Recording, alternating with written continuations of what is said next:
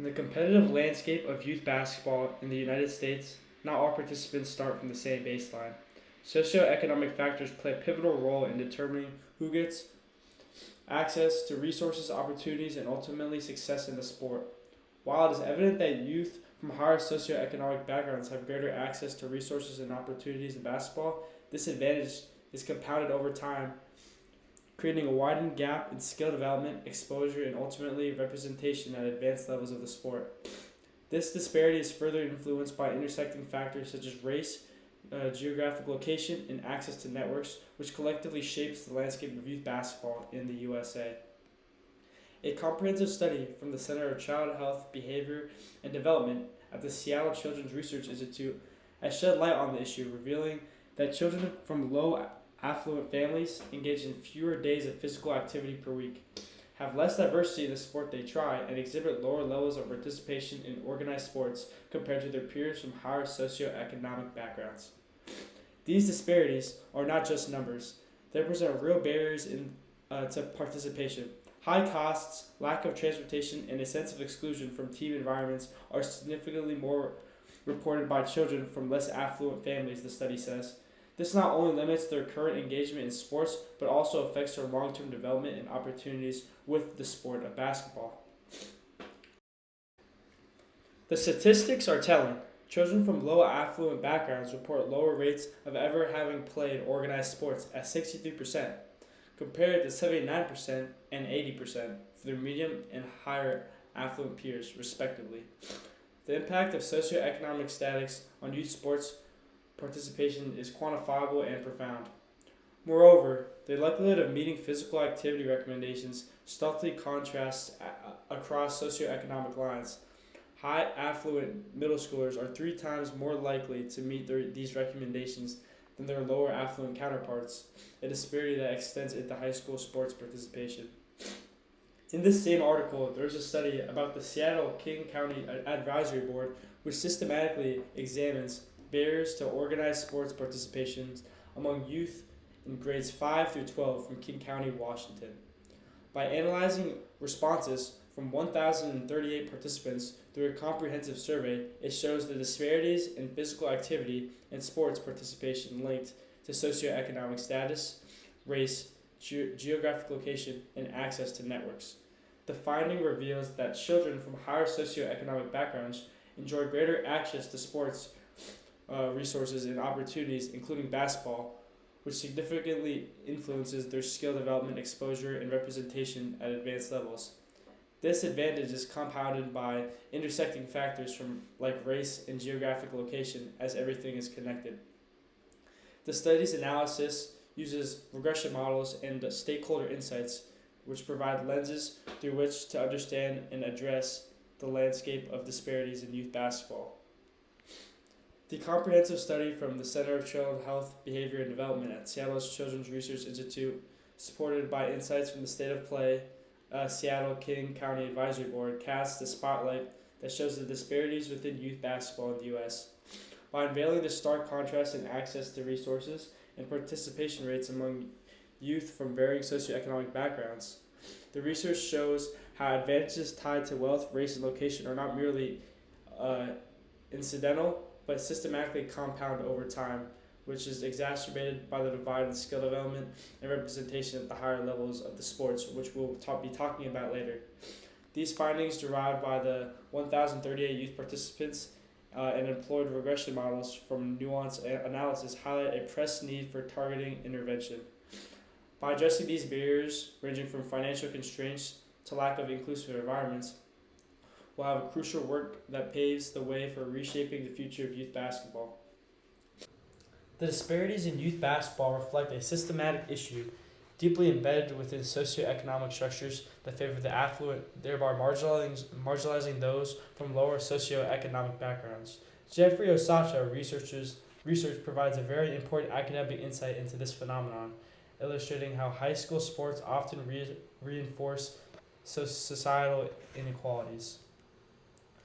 Sasha's study discusses the contrast in sports experiences among high school students across different socioeconomic, racial, and educational spectrums. He found that students at affluent institutions such as College Prep High, enjoy access to state-of-the-art facilities and consistent high-quality coaching, luxuries that remain out of the reach for many of the counterparts in less affluent schools. This disparity extends beyond immediate experiences, significantly impacting these athletes long term, and even impacts their exposure to higher competitive play. The research further reveals how socioeconomic status shapes athletic identities among high school students, segregating them into categories like scholar athlete at affluent schools and D1 hopefuls in under-resourced schools. And this can be found in a survey that was conducted by Sasha for 452 students. These labels not only reflect their current sports participation, but also influence their future aspirations and potential paths within sports. Interestingly, Sasha's findings highlight the dual role of sports in the lives of students from lower socioeconomic backgrounds as a potential avenue for life improvement and as a source of pressure and expectation. This role complicates the narrative of sports as not just some simple fun thing to do, but as something that's super important to the participant's life. He also critically questions the role of sports as an equalizer in educational inequality. His evidence suggests that instead of leveling the playing field, sports participation often exacerbates socioeconomic disparities, challenging the view that sports alone can rectify deep-seated inequalities. His research also underscores the necessity for the comprehensive approach to address disparities in youth sports participation, one that goes beyond improving access to resources and opportunities. It calls for a critical examination of the socioeconomic structures that sustain privilege and reinforce marginalization.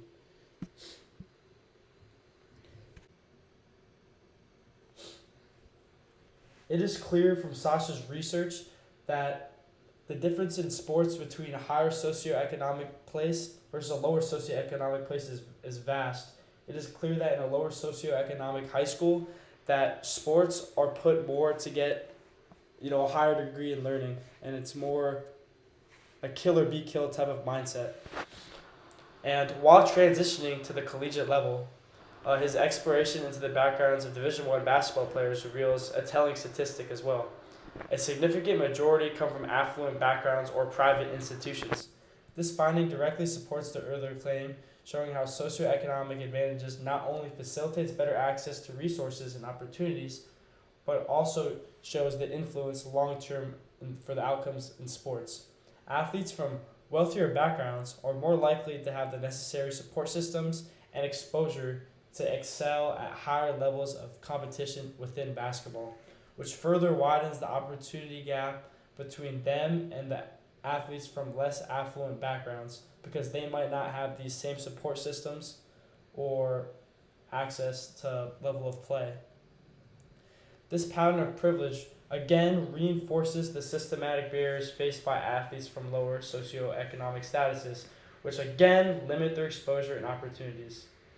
The work sheds a light on the importance of recognizing and addressing these disparities to make sure that youth sports is more inclusive of an environment, even though clearly it is not and driven by money. In this exact same study, Sasha delves even deeper and finds that an overwhelming 75% of D1 basketball players that he found, which was about 300, originate from either private schools or counties that are ranked within the top 20% of wealth nationwide. This quantifiable evidence highlights the disparity in opportunities available in young athletes based on their socioeconomic standing. His findings serve as a potent illustration for privilege and its pipeline, where access to premium sports facilities, coaching, and exposure are granted for people in wealthier backgrounds, and as a result cause them to succeed more. This disproportionate representation of affluent youth in collegiate basketball again shows a broader societal imbalance where economic privileges translate directly into competitive advantage and increased opportunities for advancement.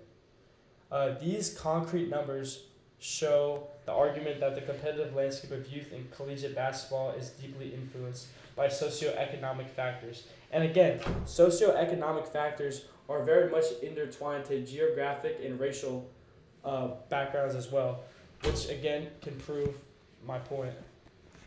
This compelling statistic narrative reinforces the urgent need for systematic changes. In conclusion, the research offers a sobering yet vital perspective on the dynamics of sports between higher and lower affluent high schools. Lower affluent high schools make it seem like this may be your only way out, which can put added pressure for these athletes compared to those who are from higher socioeconomic backgrounds. A good case study about someone who knows college basketball and recruitment as a whole is my former high school basketball coach. He provides a unique perspective because he also was not of high socioeconomic standing in his youth, which he discusses hindered him from actually getting a Division I offer or even a better Division II offer.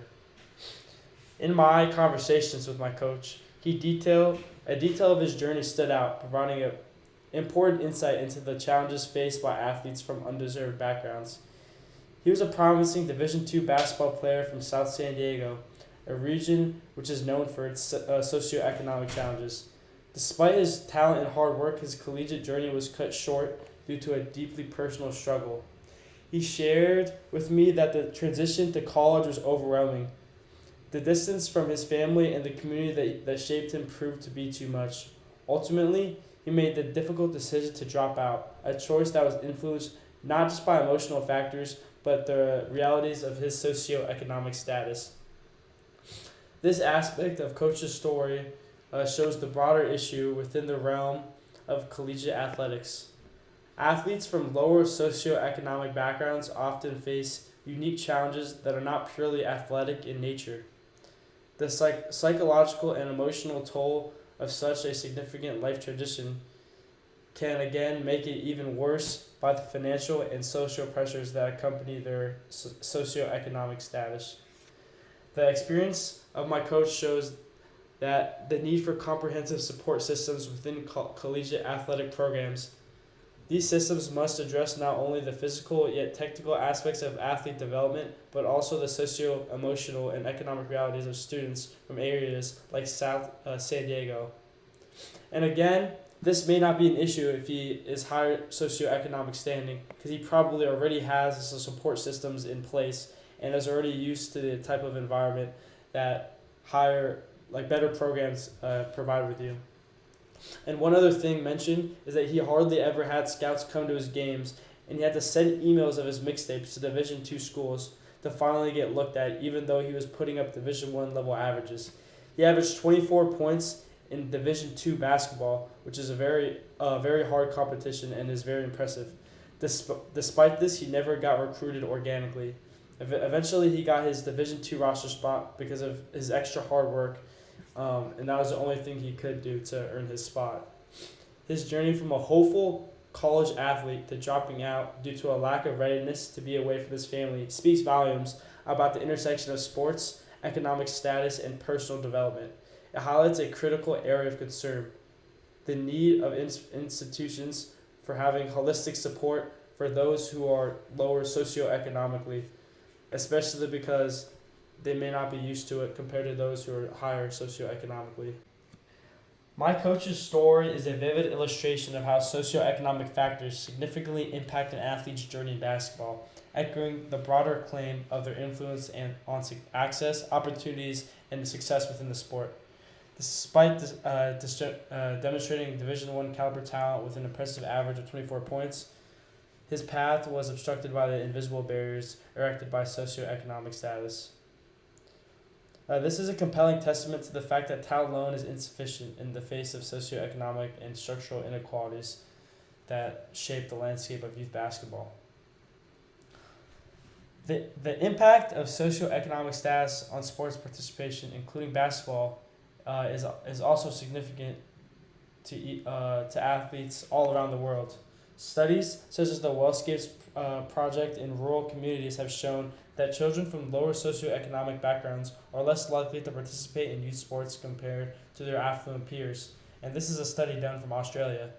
This disparity is attributed to the financial constraints that limit access to essential resources such as training, equipment, and travel opportunities for competitions. The implications for these findings are quite clear.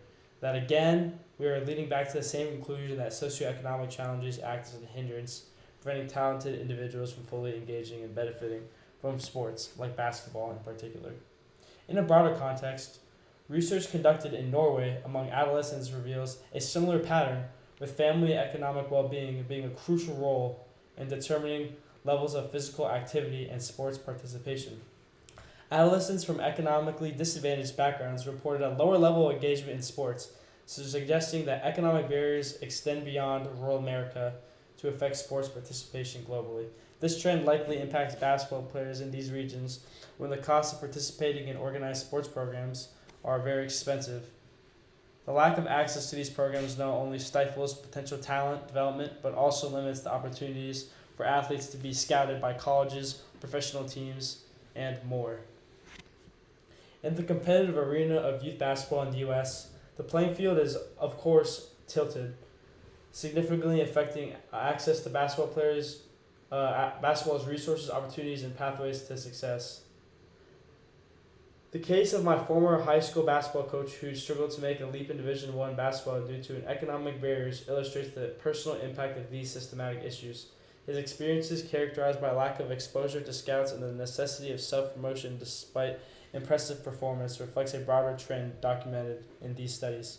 And then research findings from rural communities to global contexts again reveal the disparities in sports participation rates, again showing how athletes from lower socioeconomic backgrounds face significant hurdles.